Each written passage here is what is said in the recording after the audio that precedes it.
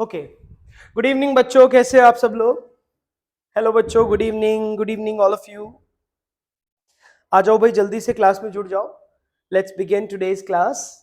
Good evening बच्चों, I hope I am clearly visible and audible to all of you. आ जाइए फटाफट, सब लोग जुड़ जाइए आज की क्लास में। आज है हमारा लेक्चर नंबर 4 गैसियस स्टेट का। बहुत ही इंटरेस्टिंग चैप्टर है हमारा गैसियस स्टेट। आई होप आप लोग एंजॉय कर रहे होंगे इस लेक्चर को भी। ठीक है भाई। सो आप सभी लोग जैसा कि आ गए हैं, तो एक बार हम लोग कल जो हमारा लेक्चर नंबर 3 था, एक बार हम उसका क्विक रिकैप करेंगे कि लेक्चर नंबर 3 में हमने क्या क्या पढ़ा था, और उसके बाद हम लोग लेक्चर नंबर 4 स्टार्ट करेंगे। Good evening once again all of you, please welcome to the class, welcome to the lecture number 4 of gaseous state. ठीक है, चलो शुरू करते हैं। ठीक है, so firstly I am going to take the revision of lecture number 3 quickly, a quick recap of lecture number 3, उसके बाद फिर हम आगे बढ़ेंगे। ठीक है, सो लेक्चर नंबर 3 का एक क्विक रिकैप कर लेते हैं। ये आपके सामने मैंने लेक्चर नंबर 3 खोल दिया है।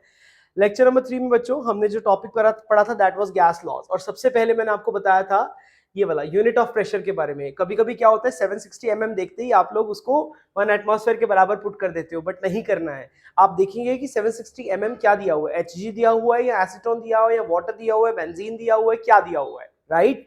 बट अगर कुछ भी नहीं दिया हुआ है तो Hg होता है। अगर खाली 760 mm लिखा है तो मतलब Hg की ही बात चल रही है, तब किसी और चीज की बात नहीं चल रही है, राइट?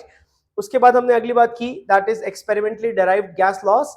एक्सपेरिमेंटली डेराइव के लिए हमने बोला कि हमको गैस जिस 4 पैरामीटर्स पे डांस करती है, जैसे जैसे हमारा जो पूरा मैथमेटिकल सिस्टम होता है वो एक्स वाई जेड पे हमारा पूरा का पूरा कार्टेशियन प्लेन्स पे डिपेंड करता है, वैसे ही हमारी जो गैस है वह 4 पैरामीटर्स पे डांस करती है, volume, pressure, number of moles and temperature. ठीक है, अलग अलग साइंटिस्ट ने इनके बीच में रिलेशंस को डेवलप किया, और कोई भी रिलेशन हम पढ़ रहे हैं आपने ध्यान रखना है कि दो के बीच में हम लोग रिलेशन पढ़ेंगे, मतलब डायरेक्ट हो या इनवर्स हो, और बाकी के दो को हम लोग कांस्टेंट रखेंगे। That is the most important point.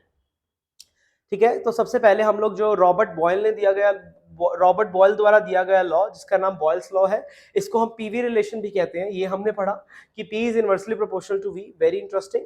उसके बाद हमने इसको पढ़ा कि ये P इंटू V कांस्टेंट हो जाएगा। फिर उसके बाद हमने इसके ग्राफ पढ़े, बहुत सारे मैंने आपको इसके ग्राफ पढ़ाए। आई होप आपको सारे ग्राफ क्लियर हो गए होंगे। 3 4 5 6 7 8 ग्राफ मैंने इसके अलग अलग आपको पढ़ाए। ठीक है, और फिर हमने एक क्वेश्चन किया। इस तरीके के क्वेश्चन मैंने आपको करना सिखाया जब आपको 3 अलग अलग आइसोथर्म्स दे रखे हो, आपको कंपेयर करना हो कि टेम्परेचर 1, टेम्परेचर 2 और टेम्परेचर 3 में से ज्यादा बड़ा और छोटा कौन सा है। एक एक चीज को कांस्टेंट मान के स्ट्रेट लाइन खींचो और अपना काम चलाओ। ठीक है, एक टाइप का क्वेश्चन हमने और किया, ये वाला आपने मुझे सभी ने सही करके दिखाया था। इस टाइप का क्वेश्चन हम एक और करेंगे आज की क्लास में। ठीक है, after that we have move to the अपना, मैंने आपको बलून का एग्जांपल दिया था। जब हम गुब्बारे में हवा भरते हैं तो बॉयल्स लॉ वैलिड नहीं होता है, क्योंकि वहां प्रेशर भी बढ़ रहा है, वॉल्यूम भी बढ़ रहा है। क्यों? क्योंकि वहां पे नंबर ऑफ मोल्स बढ़ रहे हैं, और बॉयल्स लॉ केवल तभी वैलिड है जब नंबर ऑफ मोल्स क्या रहते हो, कांस्टेंट रहते हो। ठीक है जी, ओके। उसके बाद हमने बात की एक न्यूमेरिकल की, फिर हम आगे अपने चार्ल्स लॉ पे आ गए। ठीक है, चार्ल्स लॉ कहता है कि volume directly proportional to temperature, यानी कि V upon T is constant. फिर मैंने चार्ल्स लॉ का आपको ग्राफ पढ़ाया विद दी डिग्री सेल्सियस वाला, मतलब टेम्परेचर को जब मैंने डिग्री सेल्सियस में ले लिया, तो इसको मैंने आपको सिखाया, जहां पे हमने वॉल्यूम एक्सपेंशन की बात की और हमने इक्वेशंस की बात की। थोड़ा सा इंटरेस्टिंग सा कॉन्सेप्ट है, बिल्कुल न्यू उसके अकॉर्डिंग। फिर हम आगे ग्राफ पे आ गए, एक ही ग्राफ किया हमने log V versus log T के बीच में। ठीक है, बहुत इजी ग्राफ था, कुछ भी नहीं था। फिर एक न्यूमेरिकल किया, जाते जाते आप लोगों ने एक न्यूमेरिकल मुझे करके दिखाया था, जिसमें आपने गलती ये करी थी कि आपने आंसर डिग्री सेल्सियस में निकालने के लिए डिग्री सेल्सियस में ले लिया था टेम्परेचर, बट नहीं, आपको बाय डिफॉल्ट टेम्परेचर का ऐसा यूनिट लेना है, एंड दैट इज केल्विन। समझ आ गई बात? ये गलती ना करे, अगर आप ये गलती कर दोगे तो सब कबाड़ा हो जाएगा बच्चों। जितना भी सिखाया है, सब जितना फॉर्मूला पुट करोगे सब खराब हो जाएगा, और जो तुम गलत आंसर निकालोगे that will be definitely is one of the options. Okay, please do not make this mistake. Okay, ठीक है। तो आप लोग प्लीज लेक्चर 1 to 3 अच्छे से देख लीजिए, अगर किसी ने नहीं देखा है, अगर देख लिया है तो बहुत बढ़िया, क्योंकि आज हम मूव करने जा रहे हैं लेक्चर नंबर 4 की तरफ। ठीक है, सो दिस वाज इट, ये हमारा पूरा का पूरा लेक्चर नंबर 3 था। सो आज की क्लास का हमारा टॉपिक है दैट इज लेक्चर नंबर 4। आज फिर से हम गैस लॉस के बारे में बात करेंगे, एंड मोस्ट प्रोबेबली हम लोग आइडियल गैस इक्वेशन को स्टार्ट कर देंगे आज। ठीक है, सो हो सके कि आज हम इस टॉपिक तक पहुंच पाए। तो चलिए शुरू करते हैं हम लोग अपनी आज का सफर, आज की कहानी हम शुरू करते हैं। आज की कहानी शुरू करने से पहले मैं आपको एक क्वेश्चन करवाना चाहता हूं, आप लोग मुझे कंपेयर करके देंगे। ठीक है, ठीक है, which of the following is correct? Which of the following, which of the following, आपने करेक्ट बताना है मेरे को, फॉलोइंग इज करेक्ट, ठीक है, आपने करेक्ट आंसर चुनना है। ओके बच्चों, सो हमारे जो ऑप्शंस हैं वह इस प्रकार हैं। First option is P1 greater than P2 greater than P3 greater than P4। B option is P2 greater than P3 greater than P1 greater than P4, ठीक। C option is P4 greater than P3 greater than P2 greater than P1 and D option is P1 greater than P2, ठीक है, greater than P4 and greater than P3, ठीक है। अभी आपको choose किस में से करना है, मैं आपको एक ग्राफ बना के दे रहा हूं। यहाँ पे मैंने एक ग्राफ बना लिया बच्चों। इस ग्राफ में y एक्सिस पे तो मैंने वॉल्यूम को प्लॉट किया और x एक्सिस पे मैंने प्लॉट कर लिया टेम्परेचर, राइट। ये मेरा टेम्परेचर हो गया, ये मेरा टेम्परेचर केल्विन में हो गया। तो हमने यहाँ पे इस तरीके से चार अलग अलग बना लिए, ठीक है। अब इन चारों को मैं आपको प्लॉट करके दिखा रहा हूँ, ठीक है जी। क्या क्या बन गए, एक तो आपका ये बन गया, ठीक बात, सॉरी,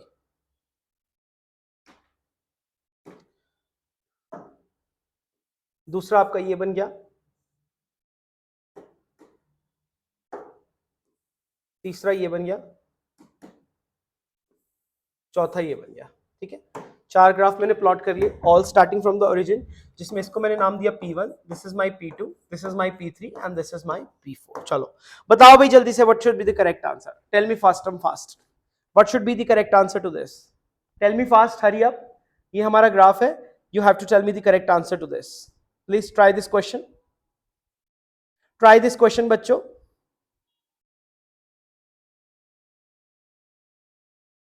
ठीक है, ओके सर, आपकी पोज मूवी के पोस्टर में हीरो जैसा है। अच्छा देखूं मैं एक बारी, नहीं ऐसा कुछ भी नहीं है विष्णु, आप क्वेश्चन कर लें, नहीं तो मैं तुम्हारा मार मार के भूत बना दूंगा, ठीक है। हीरो तो ठीक है, तुम्हारा भूत बना दूंगा मैं, ठीक है। सभी को मेरा नमस्ते, राम राम। आप आ जाइए फटाफट से क्लास में। पिछला लेक्चर हम लोग रिवाइज कर चुके हैं, अगले लेक्चर पे हम लोग स्टार्ट कर चुके हैं। तो आपको मैंने अगले लेक्चर स्टार्टिंग में ही मैंने आपके लिए दिया है एक बहुत ही प्यारा सा क्वेश्चन, आप लोग मुझे प्लीज ये क्वेश्चन करके दिखाएं, ठीक है। Okay, please do this question for me प्यारे बच्चों।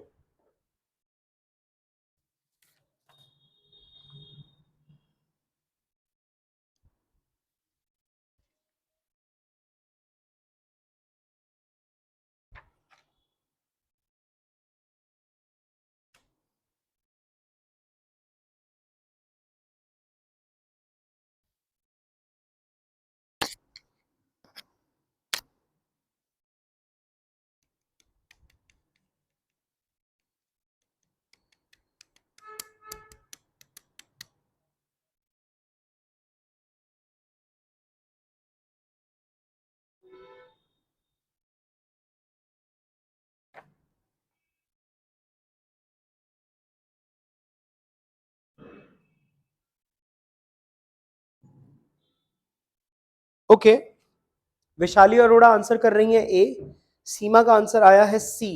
विशाली बेटा आपका आंसर बिल्कुल गलत है, ए नहीं होगा, इसका करेक्ट आंसर सी होगा। वेरी गुड बसंत, वेरी गुड विष्णु, आप लोगों ने भी एकदम सही आंसर दिया है।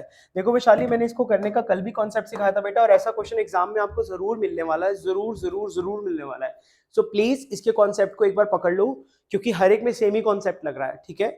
आई होप बाकी लोगों ने जिन्होंने मेरे को सी बताया है उसी कॉन्सेप्ट से किया होगा। विशाली मैं आप लोग आपके लिए करके दिखा रहा हूँ। मान के चलो कि मैंने यहाँ पे वॉल्यूम को कांस्टेंट मान लिया, ठीक है। मैंने वॉल्यूम को यहाँ पे कांस्टेंट माना है बच्चों, ठीक है। अब लेट्स सपोज मैंने वॉल्यूम को कांस्टेंट माना, तो मैंने वॉल्यूम के अक्रॉस यहाँ पर एक लाइन खींच लिया, ठीक है। अब मैंने वॉल्यूम के लिए, सॉरी,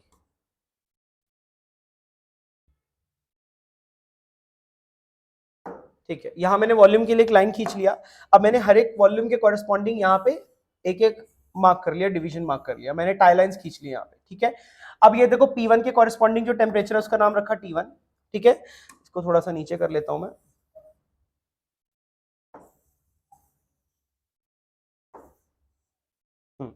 मैंने कहा इसके P2 के कॉरेस्पॉन्डिंग टेम्परेचर को नाम दिया T2, P3 के कॉरेस्पॉन्डिंग टेम्परेचर को नाम दिया T3 और P4 के कॉरेस्पॉन्डिंग टेम्परेचर को नाम दिया T4, सही है। अब मेरे को इस इक्वेशन से देख के पता चल ही रहा है, अब इस ग्राफ के अकॉर्डिंग तो साफ साफ दिखाई दे रहा है कि T4 बड़ा है सबसे, फिर T3 है, फिर T2 है और फिर T1 है। अब हमें ये देखना है कि T में और P में रिलेशन कैसा है, डायरेक्ट है कि इनवर्स है, ये तो हमें पता चल ही गया है, राइट। अब हमें पता है कि इक्वेशन क्या होती थी, PV = nRT, सही है। अब मैंने देखो यहाँ पे क्या किया, मैंने थोड़ा सा चेंज ये किया कि P is equals to N R by V into T. अब देखो यहाँ पे क्या कर रहा हूँ बच्चों मैं, ये जो मेरा n है कांस्टेंट है, r है कांस्टेंट है, v को भी मैंने कांस्टेंट मान लिया, तो ये पूरा का पूरा कांस्टेंट हुआ, यानी कि p directly proportional to t हुआ कि नहीं हुआ वैशाली? वैशाली यहाँ पर जो p है that is directly proportional to t बेटा। अगर ये t के डायरेक्टली प्रोपोर्शनल है तो जिसका टेम्परेचर ज्यादा होगा क्या उसका प्रेशर ज्यादा नहीं होगा? तो नेचुरल सी बात है कि p4 सबसे बड़ा होगा, फिर p3 होगा, फिर p2 होगा एंड देन p1 होगा। इज दिस क्लियर और not? So the correct answer is C. Vaishali is it clear और नॉट? Please tell me. आप गलत बोल रहे थे विशाली, इज इट क्लियर और नॉट क्लियर? प्लीज बताइए मुझको। अगर क्लियर नहीं है तो I will repeat it for you, but if it is clear तो I will give you the another question. Okay, ऐसा क्वेश्चन आप एक एग्जाम में पक्का मिलने ही वाला है आपको, so be ready for such type of question. Okay बच्चों, आपको तैयार रहना चाहिए ऐसे क्वेश्चंस के लिए भी। Okay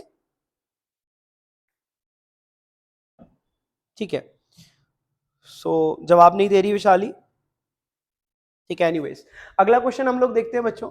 let's move on to the next question. एक और क्वेश्चन मैं करवाना चाहता हूं, this is very very interesting question, आप लोग इसका सोच समझ के आंसर देना।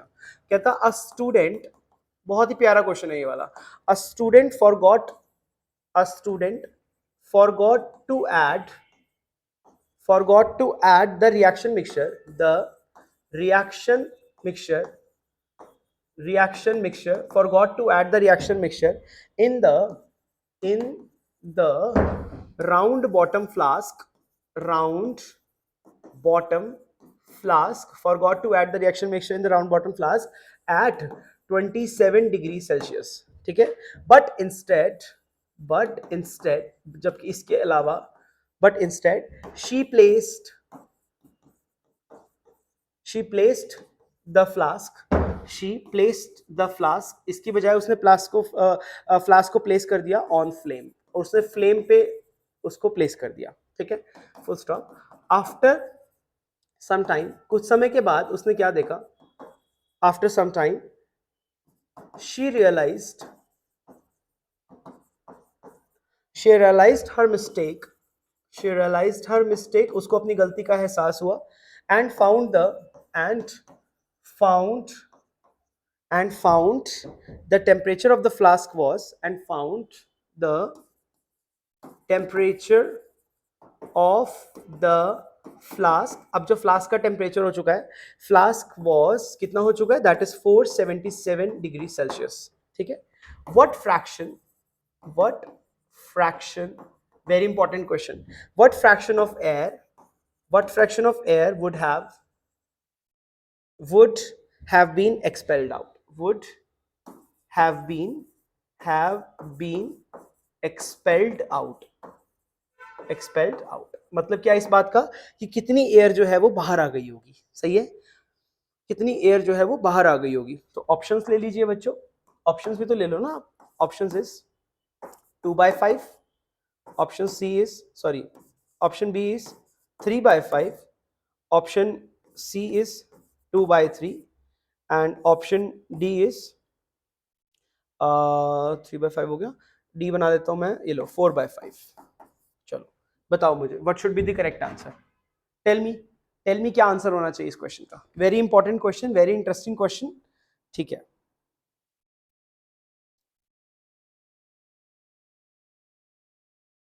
सर पी एन के बीच में भी ग्राफ हो सकता है? विष्णु पी और एन का जब हम बात करेंगे तब मैं इसको डिस्कस करता हूं बेटा, ठीक है। चलो विशाली को क्लियर हो गया, ठीक है, अभी सबको क्लियर है। सो प्लीज आप ये नेक्स्ट क्वेश्चन मेरे लिए ट्राई कीजिए, मुझे बताओ इसका करेक्ट आंसर क्या आना चाहिए। ऐसे ऐसे क्वेश्चन भी एग्जाम में आ सकते हैं, आया हुआ ही क्वेश्चन है, किसी ना किसी एग्जाम में आया हुआ है, या तो जैम में आया हुआ है, या नेट में आया हुआ है, या फिर गेट में आया हुआ है, तो किसी ना किसी क्वेश्चन में एग्जाम का ही क्वेश्चन दिया है मैंने आपको। Please try this question, try कीजिए।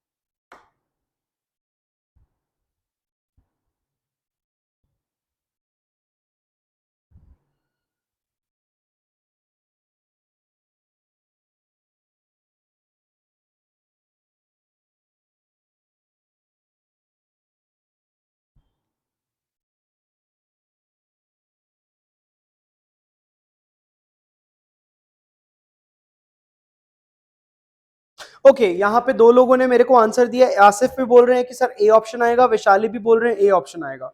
चेक करते हैं कि ए ऑप्शन आएगा या कुछ और ऑप्शन आएगा, आइए चेक करते हैं। So let us do this question, this is a very good question. Okay, खुशी राणा बोल रही है कि बी आएगा। ओके देखते हैं कि आसिफ सही है या वैशाली सही है या खुशी राणा सही है। सो लेट्स चेक बच्चों, चेक करते हैं कि क्या ऑप्शन आने वाला है हमारा यहाँ पे। ठीक है, बहुत ही प्यारा क्वेश्चन है। पहले तो क्वेश्चन का मीनिंग समझिए आप लोग। ठीक है, मान के चलिए कि एक राउंड बॉटम फ्लास्क है, मैं इसको डायग्राम से समझाता हूँ। लेट सपोज इस तरीके से हमारा एक राउंड बॉटम फ्लास्क है। इस राउंड बॉटम फ्लास्क में ऑब्वियसली बात है पहले एयर होगा। ठीक है, इस राउंड बॉटम फ्लास्क का लेट सपोज इनिशियली वॉल्यूम मैं मान के चलता हूँ V। सही है, सो ऐसे लिख लो आप, इसको ऐसे लिख सकते हो कि लेट कर लो आप, let volume of round bottom flask का यदि आपको वॉल्यूम ही लेना है ना, तो इसका मान के चलते हैं V लीटर्स मान लेते हैं। ठीक है, सो इनिशियली अगर मान के चलते हैं एयर का जो इसके अंदर वॉल्यूम होगा वो V लीटर्स ही हो जाएगा। कॉमन सेंस की बात है ये तो, है ना भाई, समझ में आ रहा है कि नहीं आ रहा है? और इस समय में जो मेरा टेम्परेचर है that is, what is the temperature? 27 degree Celsius. 27 का मतलब कितना हो गया? 300 केल्विन हो गया। प्लीज इसको केल्विन में कन्वर्ट कर लेना। आफ्टर हीटिंग, लेट सपोज मैंने अब इसको हीट कर दिया, आफ्टर हीटिंग खूब मस्त गर्म किया है मैंने इसको। सही है, V2 वॉल्यूम है गैस की जो मुझे निकालनी है। This is the final volume of air. V2 क्या है? This is the final volume of air after heating.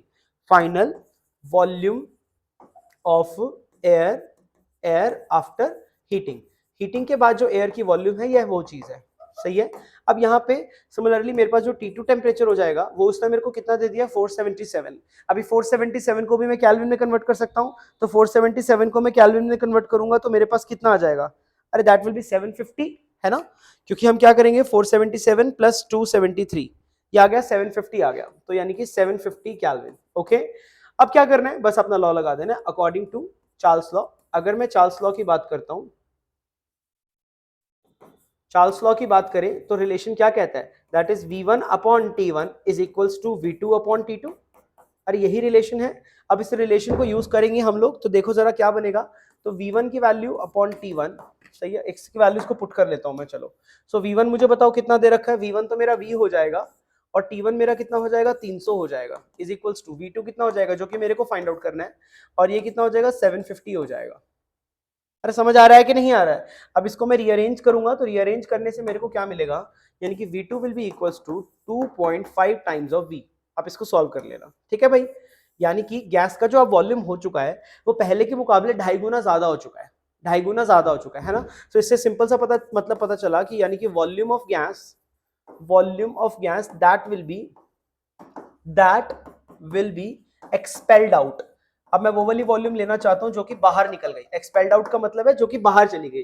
अब देखो कंटेनर का तो वॉल्यूम सिर्फ V लीटर्स था ना, V लीटर से बड़ा तो कंटेनर हो नहीं सकता। अगर वॉल्यूम ऑफ गैस 2.5 V आ रहा है तो बाकी का 1.5 V को तो बाहर ही निकलना पड़ेगा, एक्सपेल होना पड़ेगा। सो यानी कि it will be equals to 2.5 V minus 1 V, it equals to 1.5 V। इतना वॉल्यूम बाहर निकल गया मेरा, ठीक है।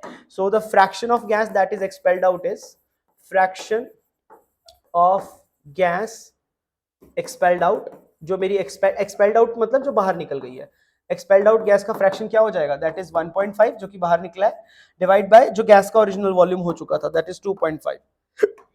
तो ये कट के अल्टीमेटली कितना आ रहा है? This is coming out to be 3/5। So the correct answer is बच्चों, what is the correct answer? Correct answer here is 3/5। जितने भी लोगों ने बी आंसर दिया दैट इज करेक्ट, यानी कि खुशी राणा यू वर करेक्ट, शाबाश बेटा, वेरी गुड। ओके, एंड बाकी लोग प्लीज। ओके, किशन को अप्रोच नहीं आ रहा था। ओके, ठीक है, बी किशन को, किशन अभी अप्रोच समझ में आया आपको? कौनिका आपका भी आंसर गलत है बेटा, है ना। Kaunika your answer is also wrong. Rest, Kaunika your answer is wrong. I hope Kaunika clear हो गया है कि आपका आंसर गलत क्यों है। And Kishan, now do you understand the approach और नॉट? एक्सपेल्ड आउट वॉल्यूम बोला है बेटा, तो यानी कि जो वॉल्यूम बाहर निकली है डिवाइड बाय जो मेरी इनिशियल जो मतलब वॉल्यूम होनी चाहिए थी टेम्परेचर बढ़ जाने के बाद। ठीक है भाई, इज इट क्लियर और not clear? Tell me fast, बताओ बच्चों, इज इट क्लियर और नॉट क्लियर? क्या आपको यह क्वेश्चन समझ में आया कि नहीं आया? बहुत ही प्यारा क्वेश्चन था ये वाला, ऐसा ये क्वेश्चन आया हुआ क्वेश्चन है किसी एग्जाम में। बोलो, इज इट क्लियर? जिनको अप्रोच समझ नहीं आ रहा या जिनका ऑप्शन ए आ रहा है, आपको समझ में आया कि ए क्यों नहीं होगा? A is not the correct answer. B is the correct answer, यानी कि 3/5 इज द ऑप्शन। ठीक है, and Kishan, am I clear with the approach? क्या आपको अप्रोच समझ में आया क्या?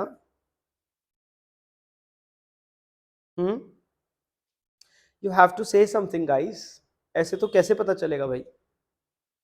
You have to tell me कि आया या नहीं आया।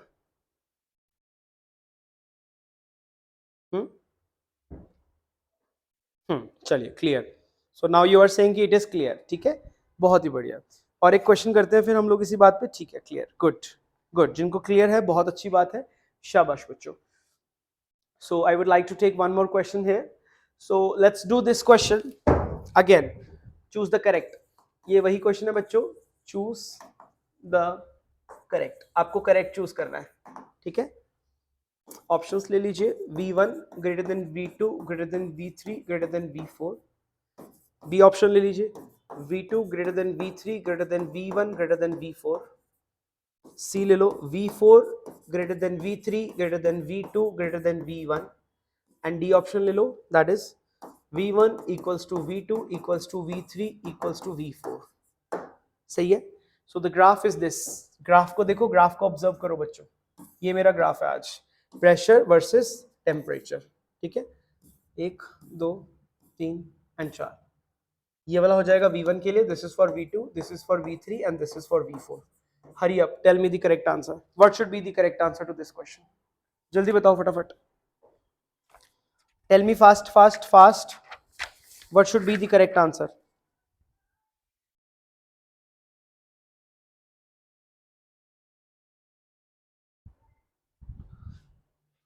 ठीक है, क्लियर हो गया है, वेरी गुड, बहुत अच्छे। ठीक है, so tell me the answer to this question please. How can we solve this question? बोलो।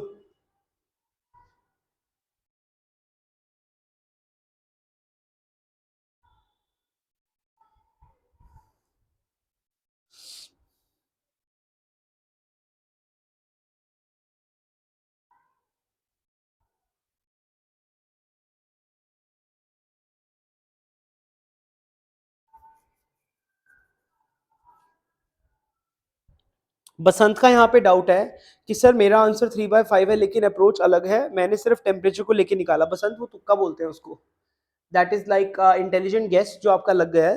अप्रोच इज दिस ओनली बेटा। ठीक है, this is the only approach that you are suppose to use. जो आपने लगाया है उसको तुक्का बोलते हैं, वो चल गया, अच्छी बात है, पर जरूरी नहीं है वो हमेशा चलेगा। तो आप प्लीज अप्रोच सही कीजिए। Okay, please correct your approach. Okay, so बताइए जल्दी से, what is the answer to this question? क्या आना चाहिए इस क्वेश्चन का आंसर? फटाफट बताओ, जल्दी जल्दी।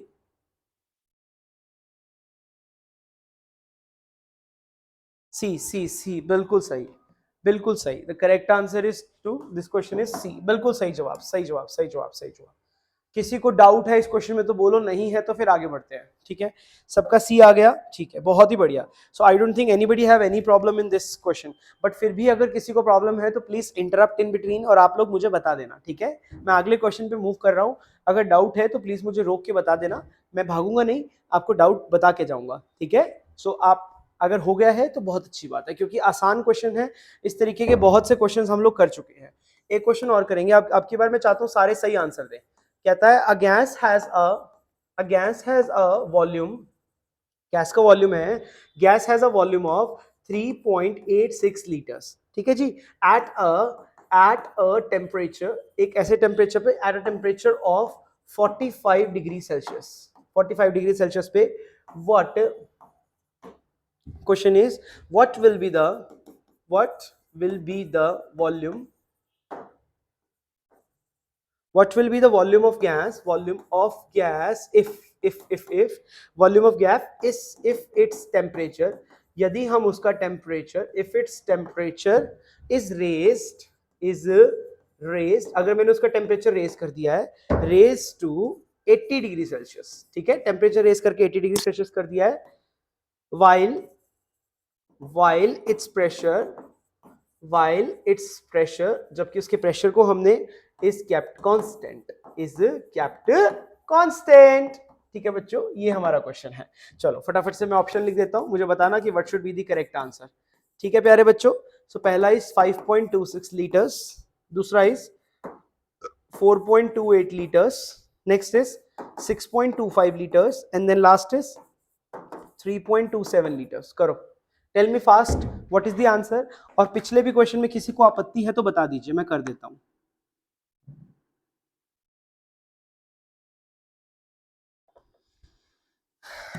अभी फिलहाल आप लोग मुझे यह वाला क्वेश्चन करके दिखाइए please, hurry up, do it fast.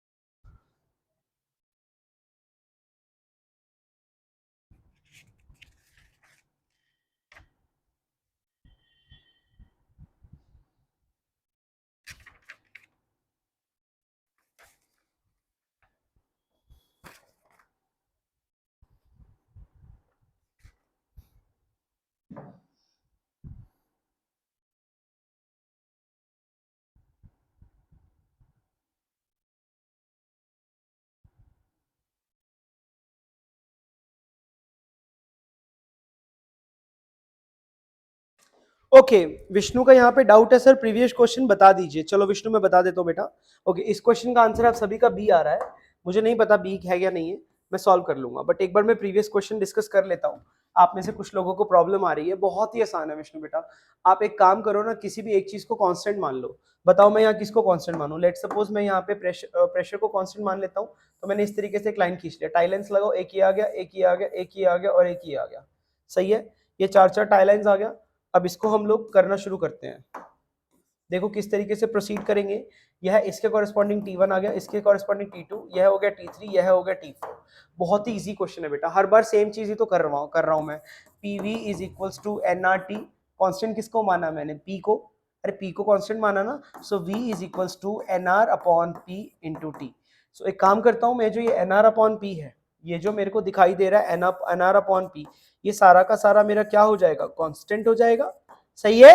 अब यदि ये कांस्टेंट होगा तो V directly proportional to T आ गया। यदि V directly proportional to T आया तो जिसका वॉल्यूम ज्यादा उसका टेम्परेचर ज्यादा। तो वॉल्यूम ज्यादा किसका है? टेम्परेचर ज्यादा किसका दिख रहा है मेरे को? T4 का। अरे T4 का सबसे अधिक टेम्परेचर दिख रहा है, तो यानी कि T4 ग्रेटर है T3 से, ग्रेटर है T2 से, ग्रेटर है T1 से। तो सिमिलरली क्या हम वॉल्यूम का रिलेशन नहीं दे सकते?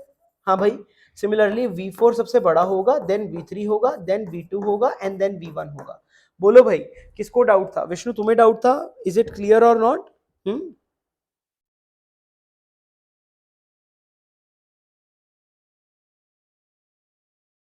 ठीक है,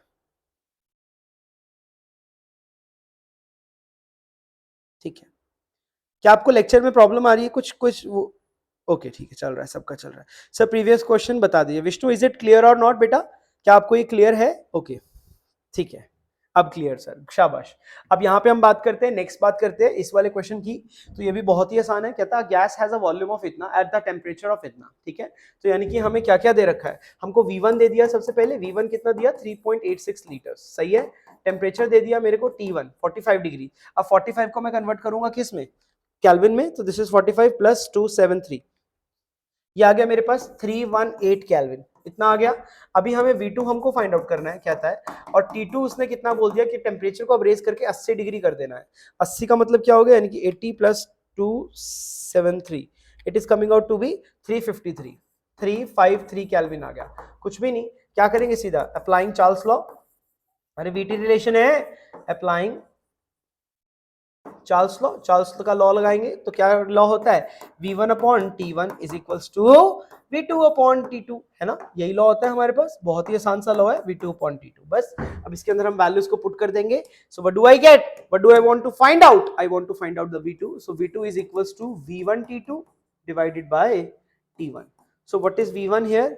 V1 is 3.86. What is T2 here? T2 is 353. And what is T1? That is 318. इसको आप सॉल्व कर लेंगे into 3.86 divided by 318. It is coming out to be 4.2848 liters. तो correct answer is B. B is the correct answer. बिल्कुल सही किया आप लोगों ने. B is the correct answer बच्चों. बहुत बढ़िया, शानदार, परफेक्ट, एकदम परफेक्ट. ठीक है, गुड जॉब. अब आ रहा है आप लोगों को करना. आई एम हैप्पी कि यू आर कॉन्फिडेंट इनफ कि आप लोग क्वेश्चंस कर पा रहे हैं. ठीक है, गुड जॉब बच्चों, वेरी गुड, एक्सीलेंट जॉब. ऐसे ऐसे क्वेश्चंस करने हमें आने चाहिए, बट एग्जाम में ऐसे क्वेश्चन पूछने की बजाय ऐसे पूछना ज्यादा पसंद करता है. एक्सपेल्ड आउट एंड ऑल, इस तरीके का सवाल ज्यादा पूछना पसंद करते हैं, क्योंकि इसमें थोड़ा सा आपको दिमाग भी चलाना पड़ता है, मतलब एक आधा स्टेप एक्स्ट्रा करना रहता है. ऐसा बिल्कुल स्ट्रेट फॉरवर्ड सिंपल कम ही पूछता है बट थोड़ा कम, प्रोबेबिलिटी थोड़ी कम होती है. ठीक है, चलिए. सो मैं अगले लॉ की तरफ मूव कर रहा हूं. Let's move to the third law. ठीक है, थर्ड लॉ हमारा कौन सा है? Gay Lussac's law. This is Gay Lussac's law. ठीक है, ये हमारा थर्ड लॉ है, और इसको हम लोग क्या बोलते हैं? पीटी रिलेशन भी कहते हैं, पीटी रिलेशनशिप भी कहते हैं. अब इसकी स्टेटमेंट क्या बन जाएगी? स्टेटमेंट कहता है एट कांस्टेंट वॉल्यूम, नेचुरल सी बात है, वॉल्यूम को तो कांस्टेंट ही रखना पड़ेगा ना. एट कांस्टेंट वॉल्यूम प्रेशर की बात कर रहा है, pressure of a definite volume, क्योंकि मास, क्योंकि मोल्स नहीं बदलने ना, डेफिनेट मास ले लो, क्योंकि वॉल्यूम की बात हम पहले भी कर चुके हैं. Definite mass of gas is directly proportional to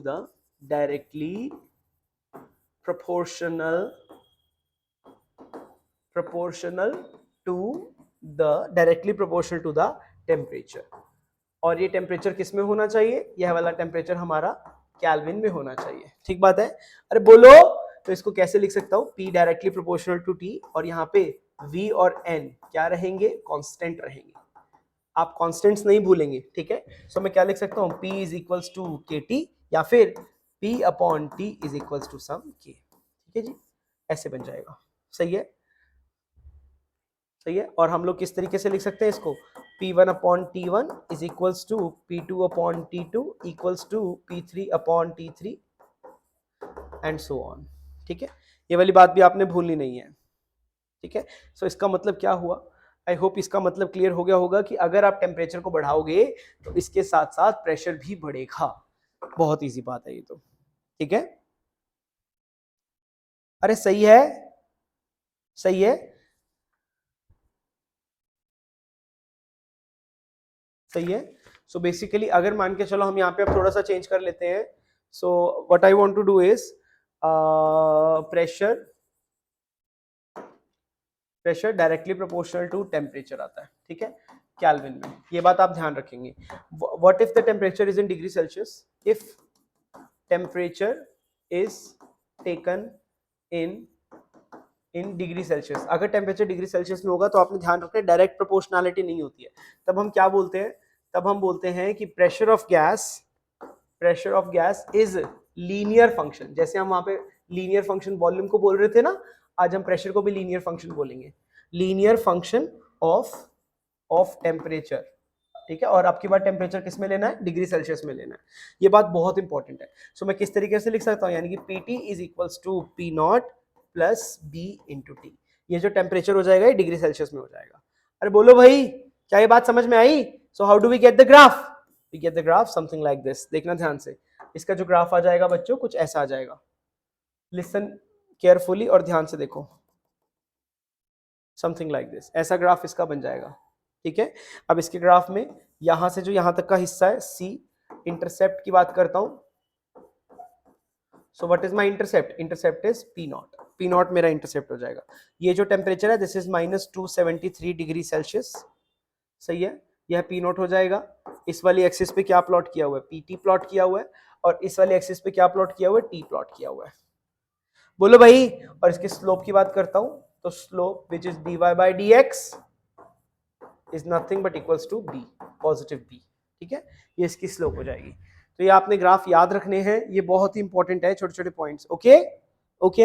अगर केल्विन में प्लॉट करता हूं तो बस ग्राफ ऐसा दिखाई देगा. देखो बच्चों, अब यहाँ पे मैंने प्रेशर लिया, यहाँ पे मैंने लिया टेम्परेचर, केल्विन में ले लिया. सही है, तो इसका जो ग्राफ है it is going to look like this. देखो यहां से मैंने डॉटेड दिखाया है, ये डॉटेड क्यों दिखाया है? Because 0 kelvin temperature is not possible, वह पॉसिबल नहीं है इसीलिए। ठीक है, सो आपने ध्यान में रखना है। अगर अगर ये वाला जो टेम्परेचर है this is in degree Celsius, ये वाला जो टेम्परेचर है दिस इज इन केल्विन। आपने ध्यान रखना है इस बात का, जैसा जैसा चार्ल्स में था ना वैसा ही इसके अंदर है, बिल्कुल सेम टू सेम पैटर्न में, बिल्कुल सेम टू सेम फैशन में जैसा चार्ल्स में पढ़ाया था बिल्कुल इसमें वैसा ही पढ़ा रहा हूं मैं। ठीक है, ओके ठीक है, यहां तक सबको क्लियर है। सर लीनियर फंक्शन ग्राफ के अकॉर्डिंग बोलते हैं? हाँ जी बिल्कुल, ग्राफ के अकॉर्डिंग बोलते हैं। लीनियर फंक्शन तब बोलते हैं बेटा जब पावर 1 होती है और साथ में कुछ इंटरसेप्ट भी होता है। ठीक है, और डायरेक्टली प्रोपोर्शनल तब बोल देते हैं जब इंटरसेप्ट वगैरह नहीं होता है।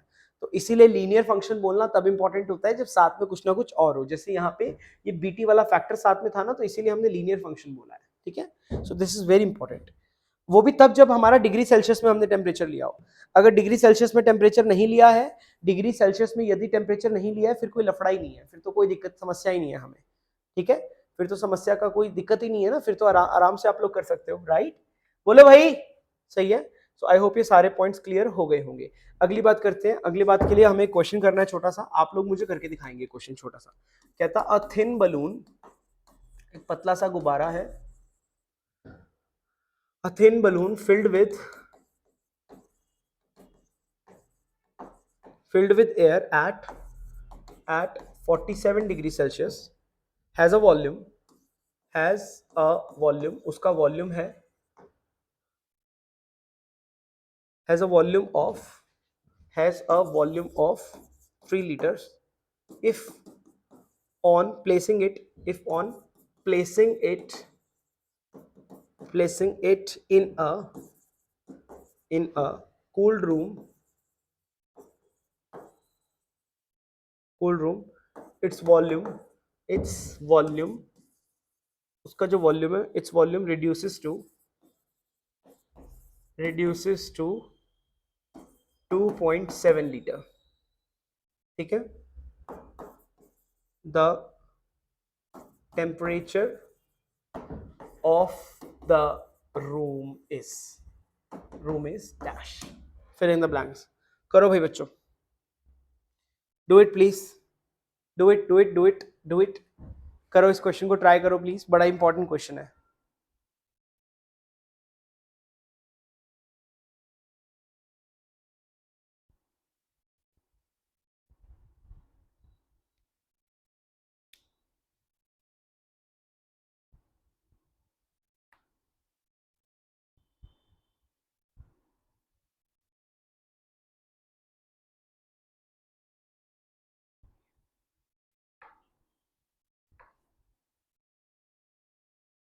इस क्वेश्चन को हम चार्ल्स लॉ में डाल देते हैं। करो please, do it.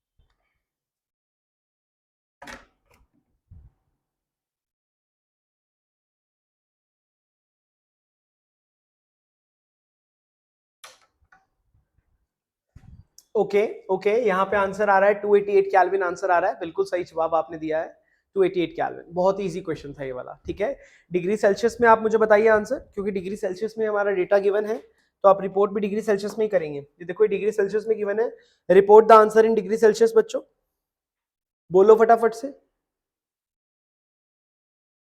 Degree Celsius में ही आंसर रिपोर्ट करो प्लीज।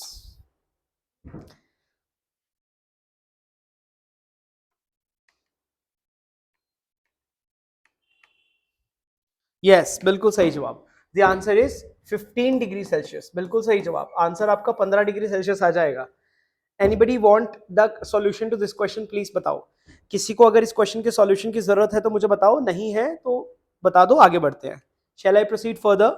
और अगर किसी को जरूरत है तो मुझे बताओ कि यू नीड हेल्प, और अगर नहीं है तो क्या मैं आगे बढ़ूं? क्या मैं आगे बढ़ूं? हाँ भाई, ठीक है, बिल्कुल सही आंसर आप लोगों ने दिया, दैट इज 288 केल्विन और 15 डिग्री सेल्सियस। ठीक है, श्रेयांशी बोल रही है वीडियो लैग हो रहा है। बेटा नहीं, मेरे एंड से कोई प्रॉब्लम नहीं है, I am doing the same thing whatever I do every day, so मेरे एंड से कोई प्रॉब्लम नहीं है। आप एक बार अपना इंटरनेट चेक कीजिए, शायद वहां से कोई प्रॉब्लम होगी। ठीक है, सो 15 डिग्री सेल्सियस इसका आंसर है, बिल्कुल सही, एकदम पकड़े हो आप लोग। अगर अगर क्लियर है तो ठीक है, नहीं तो मैं एक बार इसका सॉल्यूशन करके दूं। बिल्कुल सही, बिल्कुल सही। आसिफ, विष्णु, कौनिका, खुशी, बिल्कुल सही आंसर दिया आप लोगों ने। ठीक है, do you want me to do the solution of this question और प्रोसीड फर्दर? चलूं आगे? चले आगे? ठीक है, यस, चले आगे, यस यस। हम्म, ठीक है, clear, okay, all clear, all good, perfect. ठीक है, क्योंकि अब इसी के बाद हम लोग अपने अगले लॉ की तरफ मूव कर रहे हैं, तो बहुत ही आसान था ये हमारा सिस्टम सारा का सारा। Let's move on to the next law, that is called as Avogadro's law. अब छोटे छोटे लॉ है हमारे, अगला हम लोग पढ़ने वाले हैं एवोगैड्रोस लॉ। ठीक है जी, एवोगैड्रोस लॉ की बात करते हैं। एवोगैड्रोस लॉ जो है वो वॉल्यूम और एन का रिलेशन है।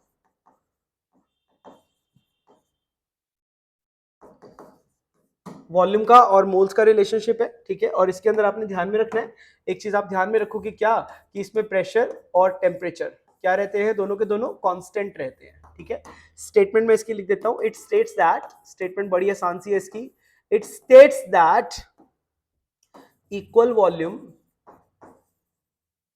equal volume of all gases under the same conditions, अगर हम उनको सेम कंडीशंस में रख देते हैं, under the same conditions of temperature and pressure, of temperature and pressure, temperature and pressure contains equal equal number of molecules, उनके पास molecules भी बराबर होते हैं। सही है, कहने का मतलब क्या है? कहने का मतलब है कि अगर मान के चलो मैंने 3 गैसेस लिए, 3 डब्बे ले लिए, एक डब्बा ये ले लिया, एक डब्बा ये ले लिया और एक डब्बा मैंने ये ले लिया, 3 डब्बे ले लिए, इसका V है, इसका V है, इसका V है, और अगर T और P सेम है, T और P सेम है, T और P सेम है, तो अब क्या कह सकते हैं कि number of moles of gas A is equals to number of gas B is equals to number of moles of gas C। समझ आया कि नहीं आया? अरे बोलो। ठीक है, ऐसा तभी होगा if pressure, volume and temperature are same. अगर ये तीनों चीजें हमने क्या ले रखी हो, सेम ले रखी हो, ठीक है, तो मॉलिक्यूल्स जो है वो बराबर हो जाएंगे। अरे बोलो, क्लियर है कि नहीं है? Is it clear? ठीक है, एक पॉइंट इसमें और मैं लिख देता हूं, this law does not depends upon the identity of gas। कोई सी भी गैस ले लो, ठीक है, आइडेंटिटी ऑफ गैस, गैस के ऊपर डिपेंड नहीं करता, गैस की आइडेंटिटी क्या है उस पर डिपेंड नहीं करता। ठीक है, अरे क्लियर है?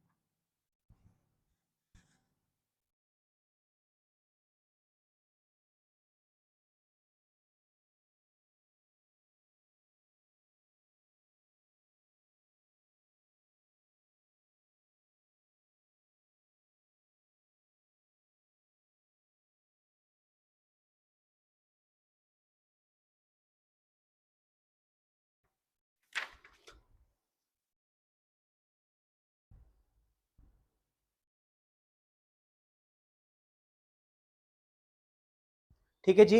आई होप आप सभी लोगों को एवोगैड्रोस लॉ समझ में आ गया होगा। बहुत ही आसान सा लॉ है एवोगैड्रो। तो इसका मतलब क्या है, अगर हम इसका ग्राफ बनाना चाहते हैं तो सिंपली लैंग्वेज हम क्या लिख सकते हैं कि v directly proportional to n होता है, राइट। तो इसका ग्राफ बनाना चाहें, so graph is going to look like this, यानी कि v यहाँ पे ले लिया, मोल्स यहाँ पर ले लिए, so graph is going to be this. इसका ग्राफ कुछ ऐसा दिख जाएगा, ठीक है। So this is the graph for so this is the graph for Avogadro's law. I hope बात समझ में आ गई होगी। अरे बहुत ही आसान सा लॉ है हमारा एवोगैड्रोस लॉ, कुछ भी नहीं है इसके अंदर। बोलो भाई, अरे बोलो भाई, क्लियर है कि नहीं है? ठीक है, yes clear sir. It means ideal और रियल दोनों पे वैलिड है। बिल्कुल, आइडियल और रियल दोनों पे वैलिड है। ये वाला हमारा गैस की आइडेंटिटी पे डिपेंड नहीं करता। वेरी वेरी इंपॉर्टेंट, ठीक है। चलो आगे बढ़ते हैं अब देखो, एक चीज मैं आपको और यहाँ पे क्लियर कर देना चाहता हूँ। आपने अक्सर सुना होगा, एक तो आपने कंडीशन सुना होगा एसटीपी, ठीक है। एसटीपी कंडीशंस, अगर मैं एसटीपी कंडीशंस की बात करता हूँ, देखो बच्चों, एसटीपी की फुल फॉर्म क्या होती है? एसटीपी की फुल फॉर्म होती है standard temperature pressure, standard temperature and pressure. ये हमारा एसटीपी होता है, ठीक है। अब इसका मतलब क्या होता है कि अगर हम बात करते हैं तो टेम्परेचर आपने लेना होता है 0 डिग्री सेल्सियस, यानी कि कितना, यानी कि 273.15 केल्विन। और अगर मैं बात करता हूँ प्रेशर की, तो प्रेशर आप यहाँ पे कितना लेते हो बच्चों? प्रेशर आप लेते हो यहाँ पे 1 बार, ठीक है। It is standard temperature and pressure. और एक बात का आप और ध्यान रखेंगे कि इस टाइम पे जो हमारी मोलर वॉल्यूम होती है, मोलर वॉल्यूम में कैसे निकालता हूं?